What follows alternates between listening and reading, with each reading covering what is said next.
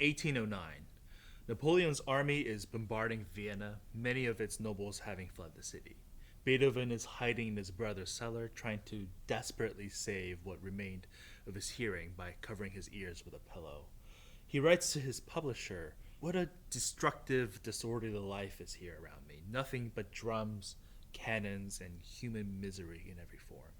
Considering this backdrop, his Opus 74 quartet, which he finished later in 1809, is surprisingly gentle. Especially if we consider the Opus 59 quartets that preceded this one. Opus 74, nicknamed the Harp Quartet, is much less extroverted, much less concerned with pushing the very boundaries of what a quartet can be. And it's more a return to a classical form, generally inhabiting a much more intimate space. From the very beginning, we hear this intimacy. Instead of a dynamic marking, he gives us an expressive marking of sottovoce, or under the voice. The introduction teases us with an utterance before receding to silence. The same phrase is then uttered once again, but this time we continue the phrase, now suspended in the air with strange harmonies before it finds itself back into a gentle, warm sonority.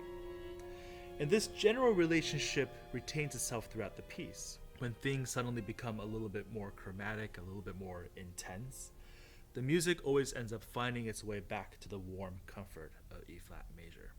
The exception to this is the third movement, a rapid-paced scherzo in C minor, the quintessential Beethovenian key of turbulence. The movement is full of fervor and intensity, with a rhythmic motive that recalls the opening of another famous C minor work by Beethoven, his Fifth Symphony.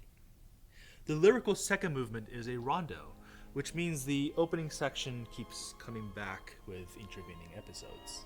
Each time this main section comes back, though, Beethoven keeps changing its context, whether it's ornamenting the melody or dramatically changing the accompanying texture. In some ways, these constant modifications of the same material foreshadow what comes at the end of the piece.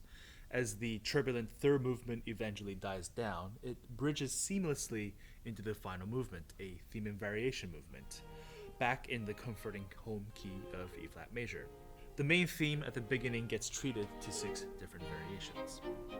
Both the rondo second movement and the theme and variations fourth movement pivot around the idea of returning, to keep coming back to a familiar phrase, only for it to be altered sometimes subtly, sometimes a little bit more dramatically. If we consider what he went through prior to writing this quartet, perhaps this is Beethoven yearning for something simpler, something gentler, to not respond to the French siege of Vienna with anger, but with a sense of hope.